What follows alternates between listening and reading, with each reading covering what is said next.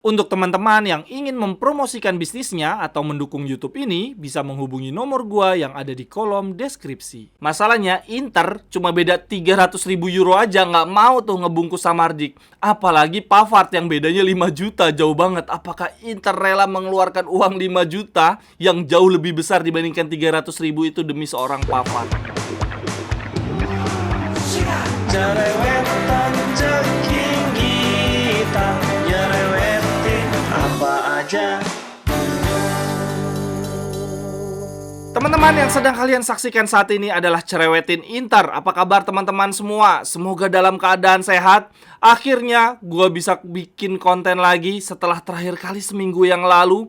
Semoga mulai hari ini gue bisa rutin lagi bikin konten, teman-teman. Ada banyak kabar menarik dari klub favorit kita, Inter, yang gue lewatkan. Oh ya teman-teman, sebagai bentuk permintaan maaf, gue akan bikin giveaway jersey terbaru Inter yang sudah Paramount Pictures nih. Untuk informasi lebih lanjutnya silahkan lihat di Instagram gue ya, @cekinggita.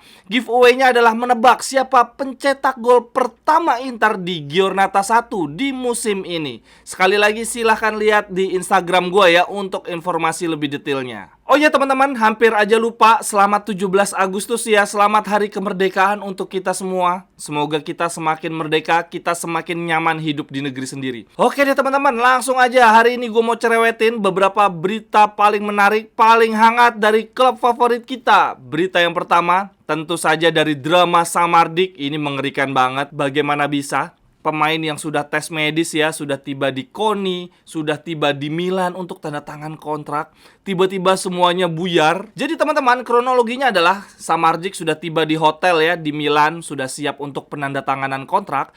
Tiba-tiba bokapnya, bapaknya datang bersama dengan 3 orang Serbia Jerman ya, keturunan Serbia Jerman. Mereka datang dan mengatakan bahwa agennya Samardzic yang sebelumnya, seorang perempuan namanya Pimenta, itu dibilangnya sudah dikeluarkan, sudah dipecat, dan bapaknya akan menggantikan Samardzic, akan menjadi agen sang pemain. Nah, inilah awal mula dari drama Samardzic karena bapaknya meminta fee agen yang lebih besar daripada yang sudah disepakati sebelumnya, dan Inter akhirnya menolak permintaan tersebut. Di satu sisi teman-teman, menurut gua tindakan Inter sudah betul sih, ini nggak profesional banget ya. Hal yang sudah disepakati sejak awal, tinggal tanda tangan kontrak, tiba-tiba berubah di menit-menit akhir. Dan ini bisa juga menjadi gelagat buruk karena bisa aja ketika Samardzic akhirnya bergabung di Inter, besok-besok ketika proses negosiasi kontrak, bapaknya akan nyebelin banget. Bisa-bisa ini akan jadi pengulangan kisah Icardi Wandanara. Jadi keputusan Inter gue melihat di satu sisi adalah keputusan yang benar. Masih banyak ikan di luar sana ya, pemain hebat bukan cuma Samardzic. Tetapi di sisi lain ini cukup mengenaskan juga. Mosok iya selisih seberapa ratus ribu euro doang, bapaknya tuh cuma minta kisaran 300.000 euro doang. Berarti di sisi lainnya kita juga bisa melihat bahwa uangnya Zhang dikit banget, nutup 300.000 euro aja nggak mau. Atau di sisi lainnya lagi, gue juga melihat bahwa menurut Marotta dan Ausilio, Samardzic adalah pemain hebat tapi nggak sebegitu hebatnya. Daripada gua ngeluarin 300.000 euro lalu nama klub tercoreng ya, kalah bargain dari seorang Samardzic, ya udahlah, masih banyak pemain yang lebih hebat lagi dibandingkan Samardzic di luar sana. Jadi menurut gua drama Samardzic ini bisa dilihat dari 3 sisi. Satu, Inter betul ya bahwa klub harus lebih besar dibandingkan Samardzic. Namun di sisi lainnya gue juga melihat bahwa ternyata uang Zhang dikit banget, 300.000 euro aja nggak mau nutupin. Dan di sisi lain gue melihat bahwa menurut Marotta dan Ausilio, Samardzic itu nggak urgent-urgent banget untuk dimiliki Inter saat ini. Ini berarti teman-teman, dengan adanya kasus Samardzic, gila, selama 2 tahun terakhir transfer kita tuh banyak drama. Kalau teman-teman ingat di musim lalu ada drama Bremer Dybala yang berlarut-larut, berbulan-bulan kita here we go, ujung-ujungnya nggak jadi here we go. Lalu ada drama Lukaku yang dia di satu sisi menjanjikan Inter, juga menjanjikan Juventus. Lalu ada drama transfer Brozovic ya yang hampir gagal juga. Lalu drama transfer Scamacca, kalau teman-teman ingat, kita sudah setuju secara personal tapi tiba-tiba disalip Atalanta. Lalu ada juga drama transfer Sommer teman-teman. Sommer itu kan sebetulnya rilis clause-nya 6 juta. Saat itu Inter sudah siap menebus Sommer di harga rilis clause ya 6 juta. Tetapi pihak Munchen, banyak media di Jerman mengatakan bahwa itu nggak ada itu rilis clause 6 juta. Sehingga Inter bingung, jadi gue harus beli berapa nih untuk Sommer? Kemudian ada drama transfer apa lagi ya? Udah tuh, berarti ada Dybala, Bremer, Lukaku, Brozovic, Scamacca, Sommer, dan sekarang Samardzic. Ada 6 drama transfer selama 2 tahun terakhir ini. Aduh, ada-ada aja. Nasib jadi klub miskin ya kayak gitu itu teman-teman. Lalu lanjut berita yang kedua untuk cerewetin Inter hari ini. Inter telah memastikan menjual Gosens dan kemudian kita merekrut Carlos Augusto dari Monza. Wah, ini gue senang nih, akhirnya kita punya pemain Brazil lagi teman-teman. Selain itu kita juga merekrut Arnautovic. Berarti sejauh ini teman-teman rekrutan Mercato kita menjual Onana, yang konon katanya kita harus menjual Onana di kisaran 50-60 juta supaya kita punya uang untuk menebus Lukaku ya, untuk mencari striker, menebus Lukaku. Tapi kemudian Lukaku turun nih, Lukaku nggak bisa didapat, kita turun jadi Morata, jadi Balogun, jadi Siamaka. Ujung-ujungnya kita transfernya Arnautovic sebesar 10 juta. Aduh, jauh banget. Lalu uang dari penjualan Onana juga konon katanya akan kita gunakan untuk mencari bek pengganti Skriniar. Dulu awalnya kita mengincar nama ada Pavard sama Scalvini, kemudian turun menjadi Demiral, kemudian turun lagi jadi Toloi, lalu ada Tomiyasu dan Chalobah. Sampai sekarang belum ada sama sekali. Tapi yang pasti kita sudah merekrut Bisek di harga cuma 7 juta. Kemudian uang dari hasil penjualan Onana juga rencananya untuk merekrut 2 kiper ya, pengganti Onana dan Handanovic. Akhirnya datang Sommer dengan harga 6 juta dan Audero dengan status pinjaman. Berarti teman-teman, sejauh ini kita telah mengeluarkan uang Arnautovic 10 juta, Bisek 7 juta, dan kemudian Sommer 6 juta. Total 23 juta. Sementara kita jual Onana di kisaran 50 juta. Berarti sekarang kita masih punya uang sekitaran 20 juta nih teman-teman. Entah untuk beli bek, gelandang, atau penyerang, gua nggak tahu. Atau jangan-jangan sebetulnya kita udah nggak punya uang lagi teman-teman. Karena di musim ini kita kan ngerekrut Fratesi. Fratesi itu harganya 25 juta. Ya walaupun di musim ini hitungannya pinjaman, baru obligasi, kewajiban tebus di musim depan di harga 25 juta. Berarti kalau pembelian Fratesi dihitungnya pakai uang penjualan Onana, kita sejauh ini udah nggak punya duit lagi. Udah habis teman-teman. Makanya nggak heran kita nyari gelandang, back, atau penyerang nih sekarang yang gratis-gratis aja. Lalu lanjut berita yang ketiga teman-teman. Menurut Di Marzio, dengan gagalnya Samardzic, Inter kemungkinan besar akan mempertahankan Sensi atau mengambil Pereira secara gratis. Pereira ini mantan pemain Udinese ya teman-teman. Lalu uang yang awalnya untuk membeli Samardzic kemungkinan besar akan dialokasikan untuk membeli bek. Lalu siapa bek yang diincar Inter? Sejauh ini ada nama Scalvini, tapi Scalvini ini dihargai Atlanta, market value-nya di 50 juta, mahal banget. Lalu ada nama Chalobah dan Tomiyasu yang kemungkinan bisa ditebus di harga 20-30 juta. Tetapi yang paling menarik teman-teman, kemarin malam Di Marzio mengatakan bahwa Inter telah mengajukan penawaran 25 juta plus bonus untuk Benjamin Pavard. Sedangkan Munchen memintanya di harga 35 juta. Wah, ini menurut gue ya, kalau sampai Inter bisa dapat Pavard, Inter maafkan sudah nih kegagalan rekrut Samardzic.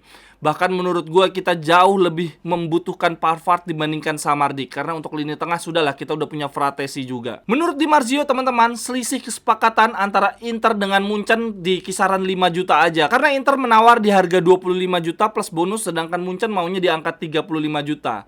Menurut Di Marzio kemungkinan akan ada kesepakatan di harga 30 juta plus bonus. Aduh, semoga Pavard bisa deal sebelum partai lawan Monza ya. Semoga dia bisa ada di bangku cadangan lah sebelum partai lawan Monza. Pavard teman-teman usianya masih 26 tahun, pernah juara dunia bersama timnas Prancis dan dia pemain inti, pernah juara Liga Champion juga bersama Munchen. Jadi dia tuh dari sisi usia masih usia emas, kemudian dari sisi pengalaman juara menurut gua jauh lebih komplit dibandingkan Skriniar. Jadi ini upgrade-nya Skriniar kalau menurut gua. Tapi ya itu teman-teman yang agak meragukan dari sisi uang. Masalahnya Inter cuma beda 300.000 euro aja, nggak mau tuh ngebungkus Samardzic. Apalagi Pavard yang bedanya 5 juta, jauh banget. Apakah Inter rela mengeluarkan uang 5 juta yang jauh lebih besar dibandingkan 300.000 itu demi seorang Pavard? Dan yang lebih bahaya lagi, saingannya Inter berat banget. Ada tim Liga Inggris, MU dan Arsenal juga berminat untuk merekrut Pavard. Aduh, kalau udah saingan sama klub Liga Inggris susah deh. Berita keempat teman-teman, menurut La Gazzetta, Inter akan tetap berusaha untuk melepas Korea. Masih ada waktu sekitar 2 minggu lagi, 2 pekan lagi sebelum Mercato ditutup ya, bursa transfer musim panas ditutup. Tetapi di sini dikatakan bahwa Inter hanya mau melepas Korea dengan status permanen, tidak mau dengan status pinjaman. Lalu kalau Korea sudah lepas, Inzaghi menginginkan nama Alexis Sanchez. Ini gue lihat-lihat Inzaghi sejak awal musim selalu menginginkan pemain yang sudah berpengalaman main di Serie A ya, pemain yang sudah senior, jadi tidak butuh banyak adaptasi rotasi.